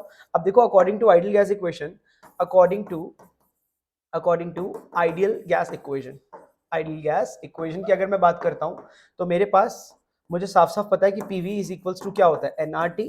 तो अगर मुझे एन निकालना है तो एन क्या हो जाएगा? N is equals to P, sorry, अगर मुझे वी निकालना है ना, तो क्या हो जाएगा? v is equals to N R T by P. सही है। तो अब मैं सारी की सारी स्टैंडर्ड चीजों को यहाँ पे पुट करूंगा, तो इसको हम लोग कहते हैं मोलर वॉल्यूम, है ना। 1 मोल का वॉल्यूम अगर मुझे निकालना है, तो इसके बाद मैं कैसे कर सकता हूँ? v by N is equals to R T by P, और इस कंडीशन में इसको बोलते हैं हम लोग मोलर वॉल्यूम। तो ये जो मोलर वॉल्यूम होता है, एसटीपी पे बात कर रहा हूं मैं, that is always equals to 22.4 litres, ठीक है। दिस इज एसटीपी कंडीशन पर। अगर हम एसटीपी पे बात करें तो हमारे पास ऐसे होता है 22.4 लीटर पर मोल, क्योंकि मोलर वॉल्यूम है ना, तो इसीलिए पर मोल का ध्यान रखना बहुत इंपॉर्टेंट है। अच्छा, इसी के साथ साथ एक कंडीशन और होती है जो कि आपने ध्यान रखना है, that is S T, okay, उसको हम लोग क्या बोलते हैं? एसएटीपी कंडीशंस, एसएटीपी। अब एसएटीपी का मतलब, या फिर एनटीपी भी कहते हैं। अब इन दोनों का मतलब जान लीजिए, मैं आप दोनों की फुल फॉर्म बता देता हूं। एसएटीपी का मतलब क्या होता है बच्चों? Standard ambient. एम्बिएंट का मतलब होता है जो नॉर्मल जैसी होती है, standard ambient temperature and pressure. सही है। तो यहाँ पे स्टैंडर्ड एम्बिएंट लेना होता है, एम्बिएंट मतलब नॉर्मल वाला। और एनटीपी क्या होता है? NTP is normal, normal. इसके लिए हम लोग नॉर्मल शब्द का इस्तेमाल करते हैं। डिफरेंस क्या होता है बच्चों इन दोनों में? डिफरेंस वेरी इंपॉर्टेंट, बस टेम्परेचर का सबसे मेजर डिफरेंस होता है। अगर टेम्परेचर की बात करूं तो इसके अंदर कितना होता है? 298.15 केल्विन, यानी कि 25 डिग्री सेल्सियस। और प्रेशर इसके अंदर हम लोग कितना लेते हैं बच्चों? Pressure is always taken as 1 bar. इसके अंदर हम लोग 1 बार प्रेशर ले लेते हैं, ठीक है। और इस केस में, अगर मैं इस पर्टिकुलर केस की बात करता हूं, तो इसके अंदर बच्चों जो हमारी मोलर वॉल्यूम आती है, सही है, इस केस के अंदर हमारी जो वॉल्यूम वॉल्यूम आती है, that always comes to be 24.7 litre पर मोल, ठीक है। ध्यान रखेंगे इस बात का। तो आपने गलती नहीं करनी है कि निकालने का तरीका सेम है, same calculated same as before, calculated same as previous. जैसे प्रीवियस वाली कैलकुलेट करी है, बिल्कुल ऐसे ही कैलकुलेट करनी है आपने, ठीक है। दोनों में फर्क आता है। एसएटीपी एनटीपी एक ही बात होती है और एसटीपी एक बात होती है। ये बताना बहुत जरूरी है, क्योंकि आगे आप अगर मेरे साथ क्वेश्चंस करोगे तो आपको ये दोनों वैल्यूज के बारे में ढंग से पता होना चाहिए। बताओ भाई, यहां तक किसी को कोई प्रॉब्लम है तो पूछो, नहीं है तो आगे बढ़ते हैं।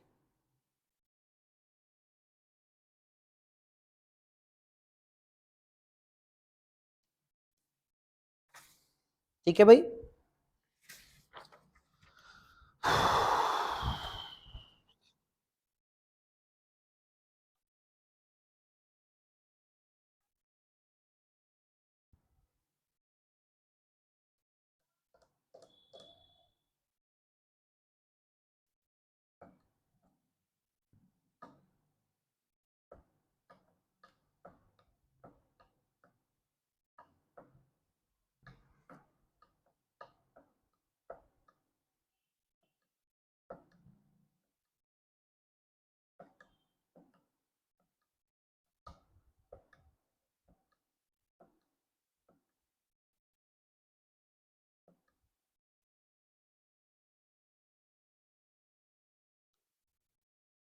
ठीक है, ठीक है, कूल, बहुत बढ़िया। सो अगर आपको ये दोनों कंडीशंस क्लियर है, चलिए फिर हम लोग अपने आगे मूव करते हैं। दैट इज नेक्स्ट, अब हम जो टॉपिक उठाने जा रहे हैं उसको हम लोग कहते हैं सबसे इंपॉर्टेंट, जो कि मैं कई बार यूज भी कर चुका हूं, पर अब हम उसकी मेन बात करेंगे। That is called as ideal gas equation, most important. Okay, let's talk about this. Ideal gas equation की बात करते हैं तो बस क्या होती है, अ गैस दैट फॉलोज ऐसी गैस जो फॉलो करे, दैट फॉलोज बॉयल्स लॉ, जो बॉयल्स लॉ को फॉलो करे। ठीक है, बॉयल्स लॉ फॉलो करे, चार्ल्स लॉ फॉलो करे,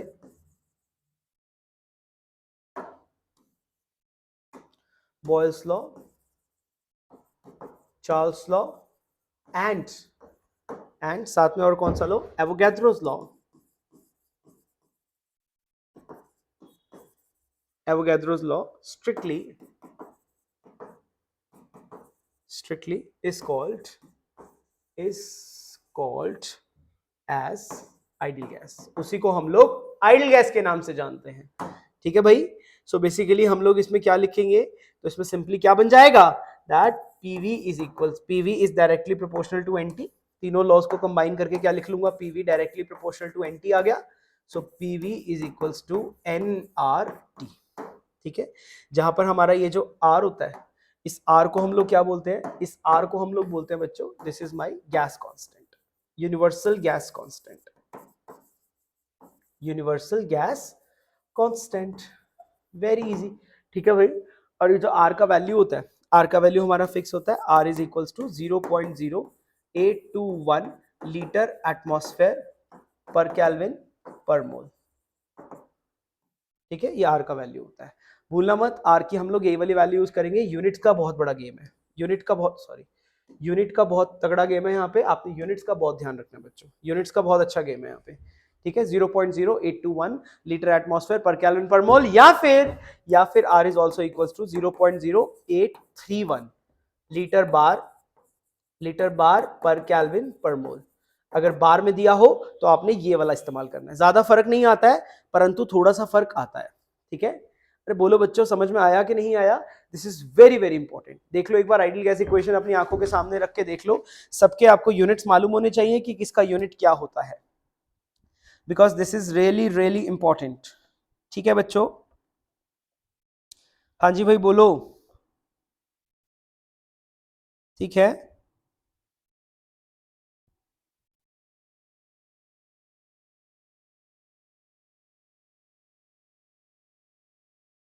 ठीक है, एक और चीज मैं आपको बताना चाहता हूं जो असर्शन रीजन में आया है, that is the physical significance of R. Physical significance, R के बारे में तो सब बताते हैं, फिजिकल सिग्निफिकेंस जानना most important. Physical significance of R, R मतलब गैस कांस्टेंट। ठीक है, एक बार मैं गैस कांस्टेंट के बारे में थोड़ी सी और चर्चा करना चाहता हूँ। क्या चर्चा करेंगे हम इसके बारे में, ध्यान से सुनना।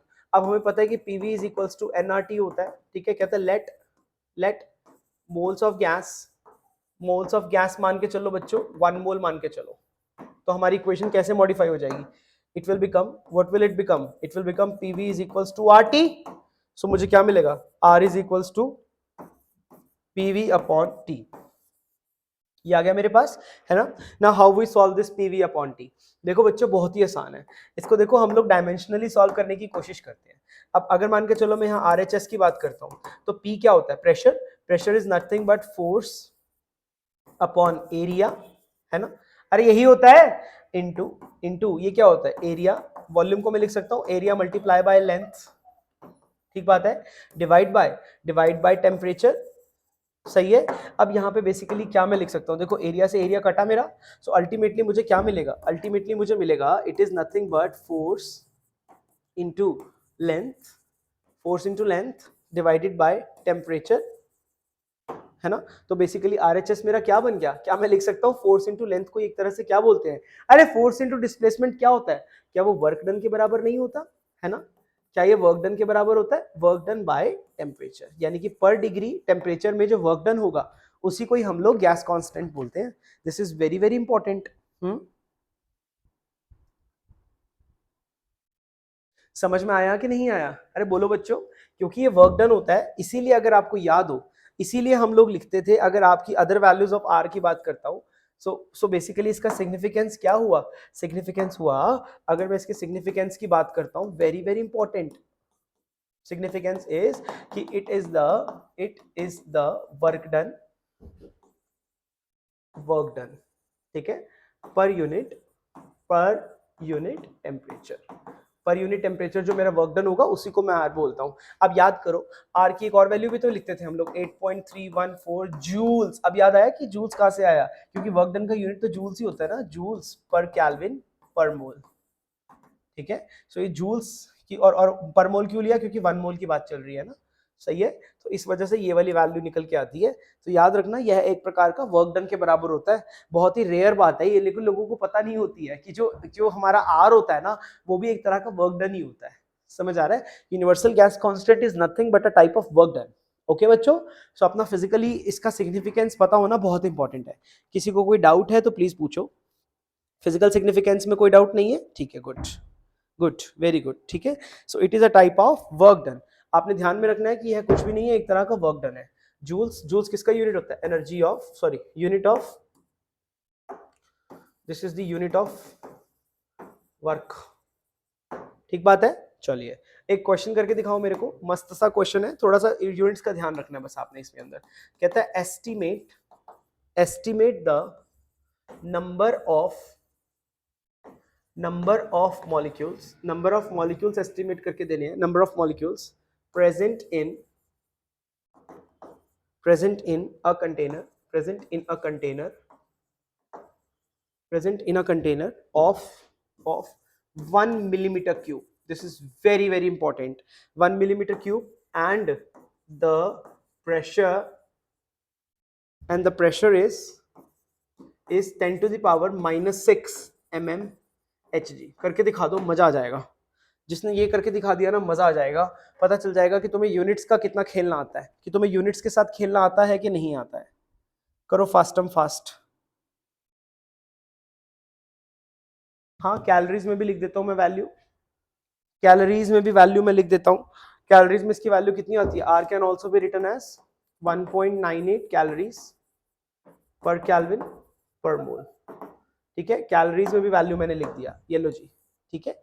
चलो अभी फिलहाल तुम ये क्वेश्चन करो, do this one please, do this one, hurry up.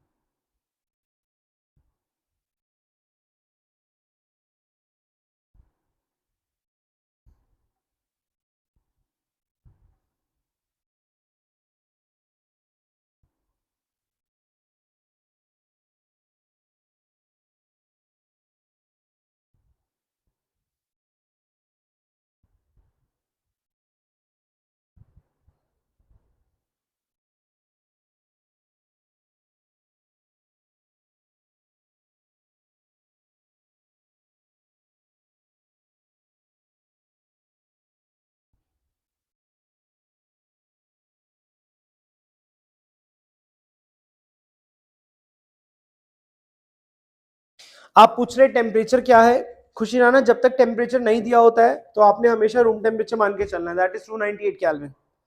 Always consider temperature to be room temperature, okay बच्चों, ठीक है। मैं ये बात लिख देता हूं नोट करके, दिस इज वेरी इंपॉर्टेंट।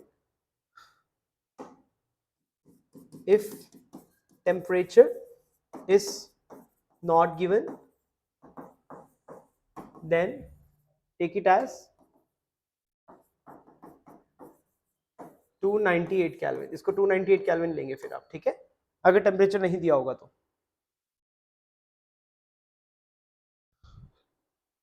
करो, do it please.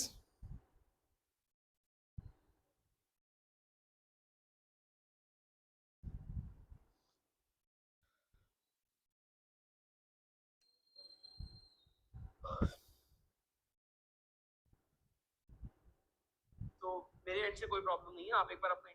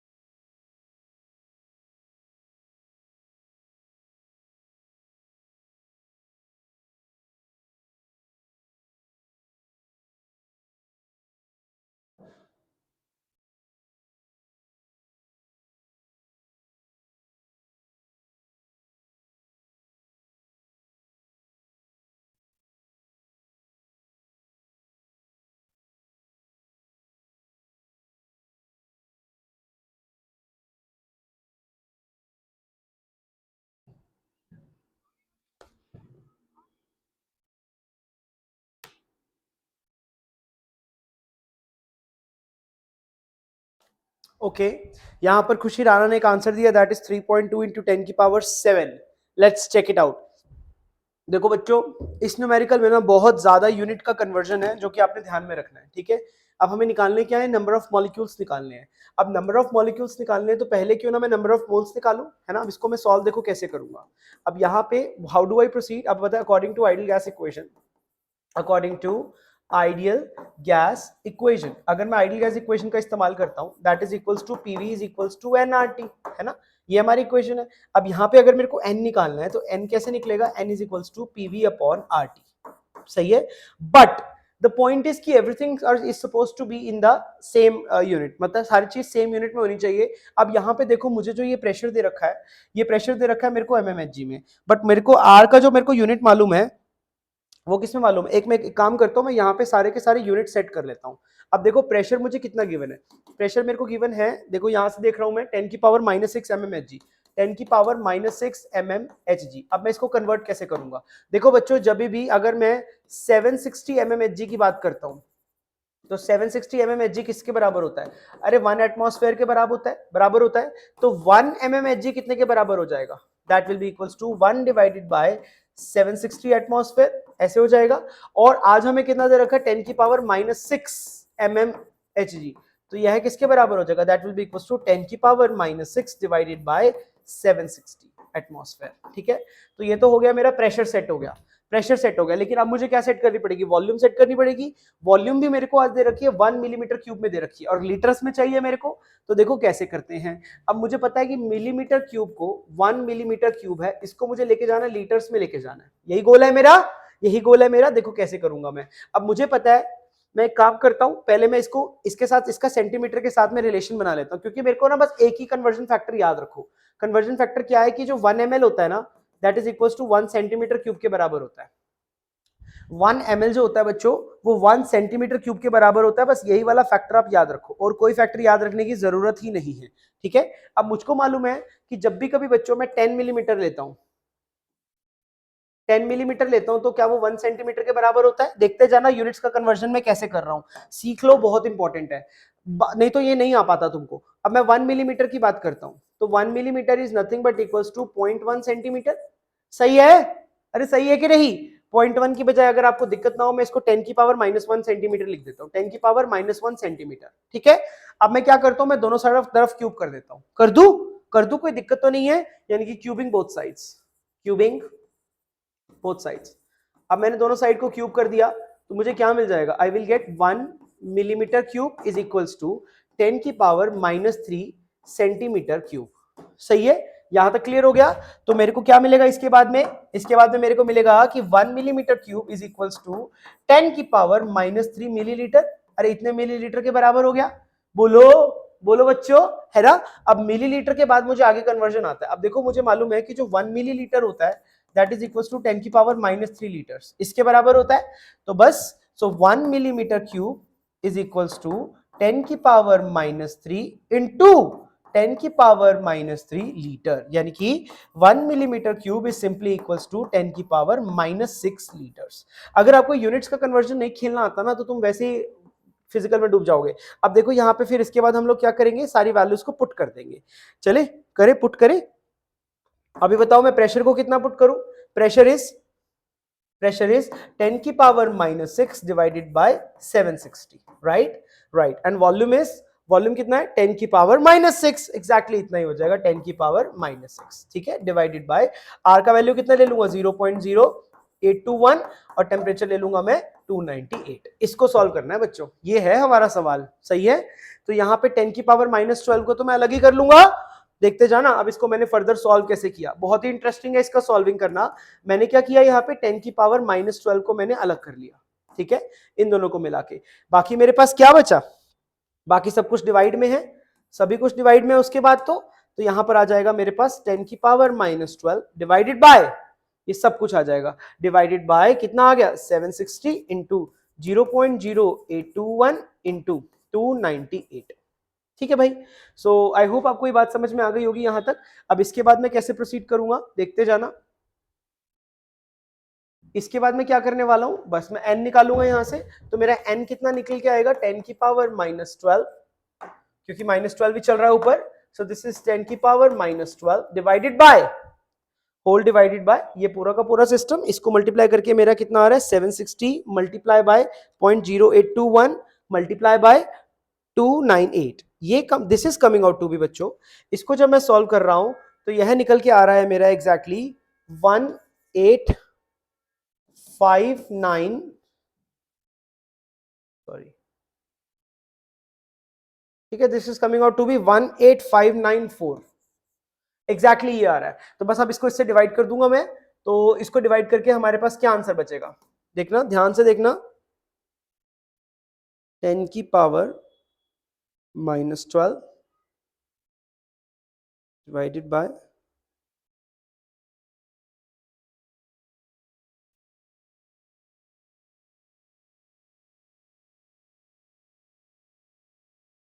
so this is coming out to be 5.37 into 10 की पावर -19 मोल्स। यह है मेरे मोल्स आ गए बच्चों, मोल्स आ गए, इतने मेरे मोल्स आए। अब अल्टीमेटली मेरे को क्या निकालना था? मेरे को तो मॉलिक्यूल्स निकालने थे। सो मॉलिक्यूल्स क्या होता है? मोल्स, अरे मल्टीप्लाई बाय एवोगैड्रोस, तो बस इसको एवोगैड्रो से मल्टीप्लाई करूंगा, तो what do I gate? 5.37 into 10 की पावर -17 into 6.022 into 10 की पावर 23, सही है। सो इसको सॉल्व करने पे मेरे पास क्या मिलेगा? दिस इज इंटू 6.022 इंटू 10 की पावर,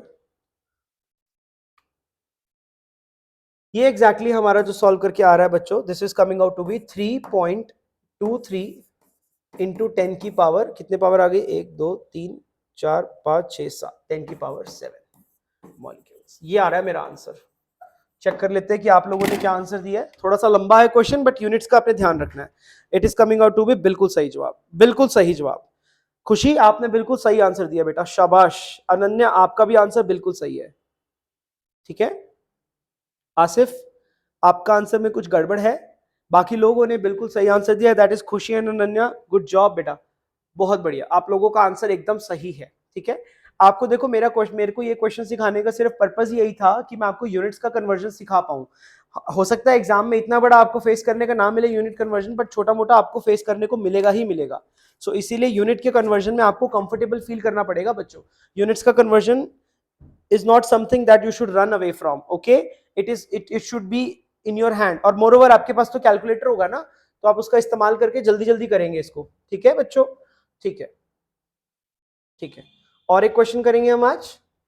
ये वाला क्वेश्चन आप मुझे करके दिखाएंगे, बहुत ही आसान है, इसमें इतना ज्यादा कन्वर्जन नहीं है, बट आप लोग मेरे को ट्राई करके देंगे। इसमें बोलता है, कहता है द इनिशियल वॉल्यूम, करते चलो भाई, अब आलस मत दिखाओ तुम लोग, अगर पढ़ना है तो आलस मत दिखाओ। The initial volume of a gas cylinder, अगर हम गैस सिलेंडर के इनिशियल वॉल्यूम की बात करें, गैस सिलेंडर इज 7500 ml, ये हमारी इनिशियल वॉल्यूम है। ठीक है, 750 ले लो, ऐसा करो, या आप ले लो 750 ml, ले लो 750 ml। ठीक है, full stop. If the pressure, अगर प्रेशर की बात कर रहे हैं हम लोग, if the pressure of gas inside the cylinder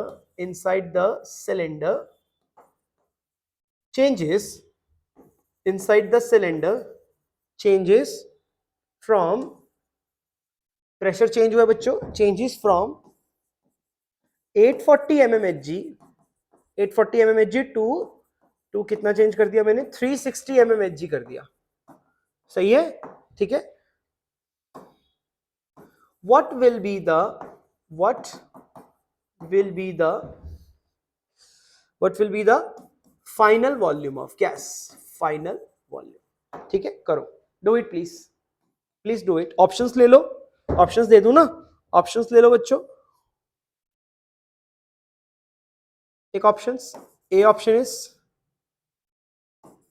760 litre, B option is 3.60 liters, C option is 4.032 liters and D option is 7.5 liters। करो जल्दी से इसको ना, पहले ऑप्शन को चेंज करके थोड़ा सा ना आप ये कर लो, क्या हो रहा है ये, पहला ऑप्शन ले लो आप 1.76 लीटर्स। करो, अभी करो, please do it, tell me the answer, क्या आंसर आएगा इसका, करो फटाफट करो और आंसर बताओ मेरे को।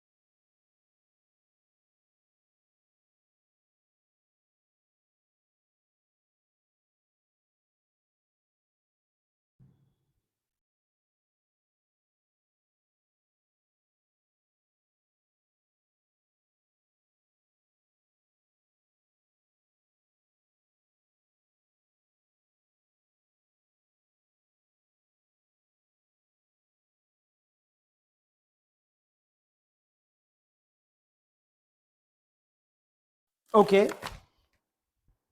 ओके भाई, यहाँ पे आपका आंसर आ रहा है ए आ रहा है। लेट्स चेक कि ए भी आ रहा है कि नहीं आ रहा है। बहुत ही इजी क्वेश्चन है ये वाला। देखो इस क्वेश्चन में क्या प्रोसीड करेंगे हम लोग, कैसे करेंगे। सिंपल है। देखो कहता है if the initial volume of the gas is इतने ml, ये हमें इनिशियल वॉल्यूम दे दी बच्चों। And if the pressure of the gas inside changes from this to this, ये हमें इनिशियल प्रेशर दे दिया, ये फाइनल प्रेशर दे दिया। What is the volume, right. अब देखो अकॉर्डिंग टू क्वेश्चन अगर हम बात करते हैं तो हमें V1 कितना दिया हुआ है, V1 दिया हुआ है 750 ml, राइट। और P1 कितना दिया हुआ है, P1 दिया हुआ है 840 mmHg, राइट। और हमसे V2 मांगा है, और P2 कितना दिया है, P2 दिया है मेरे को 360 mmHg, सही है। सो ये हमारे पास सवाल हो गया, ठीक है। अब हमें पता है कि P1 V1 is equals to P2 V2। अरे बहुत इजी क्वेश्चन है भाई, सही है। अब कैसे करेंगे हम लोग, अब हमें V2 फाइंड आउट करना है। So V2 is equals to P1 V1 by P2। So P1 कितना दे रखा है मेरे को, बताओ जल्दी फटाफट से। What is my P1, P1 is 840। What is V1, V1 is 750। What is P2, P2 is 360। आइए सॉल्व करते हैं इसको हम लोग। तो इसको सॉल्व करेंगे तो it is coming out to be 840 into 750 divide by 360। It is coming out to be 1.75, 1.75, sorry 1750, I am so sorry. It is coming out to be 1750 ml, but ml में नहीं चाहिए हमको, हमको तो आंसर किस में चाहिए, लीटर्स में चाहिए। तो it is equals to 1.76 litres. 75 की जगह 76 आ रहा है, तो अप्रोक्सीमेटली ए ही आ जाएगा, ठीक है। ए इज द क्लोजेस्ट। बोलो भाई क्लियर हुआ कि नहीं हुआ। हाँ भाई, हाँ जी भाई बोलो, फटाफट फटाफट बोलो। बिल्कुल सही जवाब, बिल्कुल सही जवाब। ए आंसर दिया जिन लोगों ने, बहुत ही बढ़िया, शानदार बच्चों, ठीक है। ठीक है बच्चों, शाबाश, गुड जॉब, गुड जॉब। एक क्वेश्चन और करते हैं फिर इसी बात पे हम लोग। लेट्स डू दिस क्वेश्चन, बहुत इजी है, फटाफट करोगे आप लोग, ठीक है। कहता if hydrogen gas, if hydrogen gas is kept at is kept at is kept at 300 kelvin, अगर हमने हाइड्रोजन गैस को 300 केल्विन पे रखा है, and its volume its volume its volume is V naught, its volume is V naught, ठीक है। calculate calculate its volume calculate its volume at 450 kelvin. चलो कर दो, फटाफट कर दो प्लीज, फटाफट करो प्यारे बच्चों, फटाफट करो। इसका आंसर बताओ मेरे को कितना आ रहा है, बताओ जल्दी से, हरी अप, बताओ।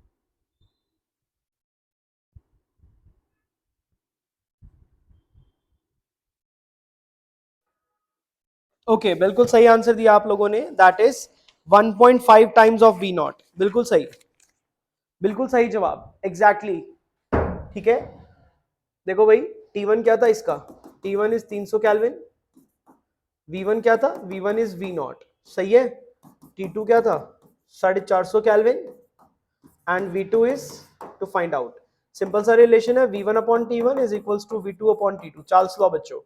सो अगर मेरे को यहां से आज V2 चाहिए था तो V2 is equals to V1 into T2 divided by T1, that is how much, that is V naught into 450 divided by 300, यानी कि कितना हो गया 1.5 टाइम्स ऑफ V naught, खत्म, इजी क्वेश्चन था ये तो बहुत ज्यादा, ठीक है, और एक करते हैं, और एक क्वेश्चन करो, ये तो बहुत ही आसान क्वेश्चन था, it was nothing nothing at all, ठीक है, कहता SO2 at STP contained in a flask, contained in a flask, एक फ्लास्क में रखा हुआ है, contained in a flask was replaced by O2, was replaced by O2 under under identical conditions, identical conditions of pressure, identical conditions of pressure, temperature and volume, ठीक है जी, and volume, then weight of O2 will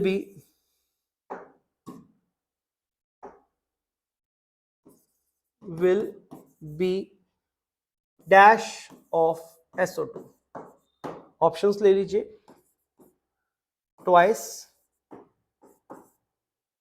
option B same, option C half, option D thrice,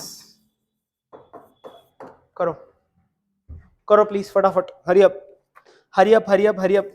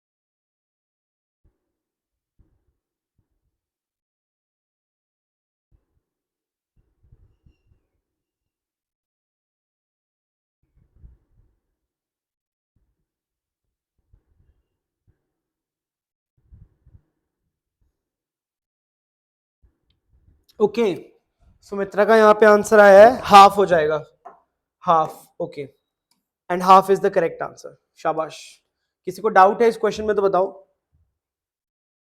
is it clear to all of you, half हो जाएगा, बिल्कुल सही, कोई ऐसा व्यक्ति जिसको इस क्वेश्चन में दिक्कत हो प्लीज पूछिए, anybody has problem in this question please ask, if no then we can proceed further,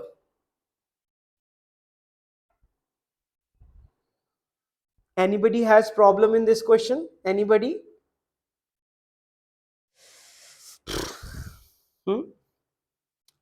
किसी को भी इस क्वेश्चन में दिक्कत है तो पूछ लीजिए प्लीज, या फिर सबको क्लियर है तो आगे बढ़ते हैं। Any problem in this question? सबको समझ में आया क्या ये हाफ कैसे आया? यस?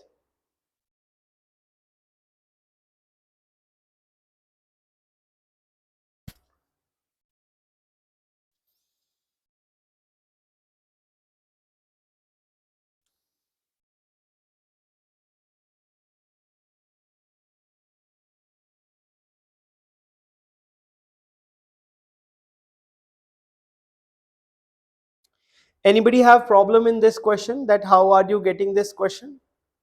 हाफ कैसे आया? किसी को समझना है तो बताओ, नहीं तो मैं आगे चलता हूं।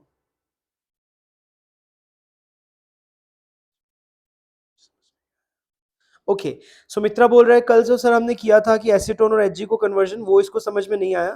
बेटा बहुत आसान था वो। देखो पहले मैं ये बता देता हूँ, देखो बहुत इजी है। अब देखो यहाँ पे हमसे क्या बोलता है, सेम टू सेम कंडीशंस की बात चल रही है ना, वो बोलता है कि सेम टू सेम कंडीशंस में हमको देखना है। बहुत ही आसान क्वेश्चन है ये तो। देखो मैं कैसे करूंगा, सेम टू सेम कंडीशंस बोलता है, कहता है SO2 at STP contained in a flask was replaced by O2 under identical conditions of pressure, temperature and volume, ठीक है, then what the weight of O2 will be dash of SO2। अब हमें यहाँ पे करना है सुमित्रा एग्जाम्पल, बेटा उसका मैं आएगा, एक दो दिन में आ जाएगा क्लास के एंड में, तब आपको मैं बता दूंगा। देखो अब यहाँ पे कैसे करना है। अब एवोगैड्रोस लॉ के अकॉर्डिंग, एवोगैड्रोस लॉ को अगर मैं ध्यान से समझूं तो एवोगैड्रोस लॉ के अकॉर्डिंग क्या था, एवोगैड्रोस लॉ के अकॉर्डिंग ये था कि हमारे जो वॉल्यूम, अगर वॉल्यूम सेम हो, टेम्परेचर सेम हो और प्रेशर सेम हो तो मोल्स बराबर होते हैं, यानी कि N of SO2 सही है is equals to N of O2, है ना, मतलब दोनों के मोल्स बराबर है। सही है, लेट्स सपोज दोनों का 1 1 मोल है, तो 1 1 मोल है तो नेचुरल सी बात है इसके 1 मोल में इसका 1 मोल अगर मैं लेता हूं तो इसके 1 मोल में कितना ग्राम हो जाएगा, 64 ग्राम्स। अरे सही है, और इसके 1 मोल में कितना ग्राम हो जाएगा, 32 ग्राम्स हो जाएगा। तो ये देखो, तो हमारे जो वेट ऑफ O2 हो जाएगा वो किसके मुकाबले हाफ नहीं हो जाएगा, इस वजह से मैंने हाफ ऑप्शन पे चूज किया। That is why my correct option is half. ठीक है, हाँ, बाकी तुम्हारा जो डाउट है सुमित्रा, डोंट वरी बेटा। सुमित्रा मैं एक एग्जाम्पल एक दो दिन एक कल की या परसों की क्लास में आ जाएगा उसका, वो मैं फिर समझा दूंगा आपको। ठीक है, रितेश क्लियर हुआ कि कैसे किया हमने ये क्वेश्चन? रितेश बोलो, क्या आपको समझ में आया ये क्वेश्चन हमने कैसे प्रोसीड किया? बहुत इजी क्वेश्चन था, कुछ भी डिफिकल्ट नहीं था इसके अंदर। बताओ बच्चों, रितेश क्लियर है तो ठीक है, नहीं तो फिर हम आगे बढ़ते हैं।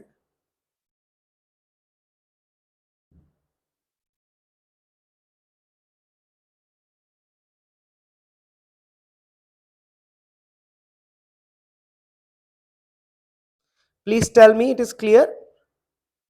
हाँ ठीक है, बता ही नहीं रही। चलो एनीवेज, सो अब अगला जो टॉपिक है जो मुझे आपको पढ़ाना है that is the density of the gas. Next topic तो हम लोग पढ़ेंगे density of the gas. I think आज के लिए हमारा इतना ही बहुत है, क्योंकि density of the gas is a new topic और हमारे लॉज यहीं पे सारे के सारे फिनिश हो चुके हैं। आई होप आपको सारे के सारे लॉज क्लियर हैं। It was very very important topic. I hope it is clear to you now, है ना? सारा कुछ समझ में आ गया होगा कि लॉ के बारे में हमने क्या क्या चर्चा करी, सारे लॉज क्लियर हो गए हैं। कल से हम लोग डेंसिटीज और Dalton's law of partial pressure की तरफ मूव करेंगे। ठीक है, सो यहाँ तक कोई प्रॉब्लम है तो बताओ, नहीं है तो ठीक है, आज के लिए हम लोग ओवर करते हैं। एंड प्लीज अपने नोट्स को रेगुलरली रिवाइज कीजिए, यूनिट्स कन्वर्जन का ध्यान रखिए और साथ साथ अपने टेस्ट के लिए भी तैयार कीजिए इस चैप्टर को। ठीक है भाई, okay, so good night students, thank you very much for attending today's class. It was amazing lecture. It was fun teaching you guys. बताओ भाई, किसी को कोई डाउट है तो पूछो, नहीं है तो good night. I am waiting for anybody's doubt. नहीं है तो you can and this session, you can leave the session. That is all for today. Please let me know if you have any doubt और not. सो मित्रा, आपका जो doubt है regarding the acetone वाला वो चीज, वो मैं एक दो दिन में क्वेश्चन के साथ में उसको कवर करवा दूंगा। ठीक है, don't you worry about that at all.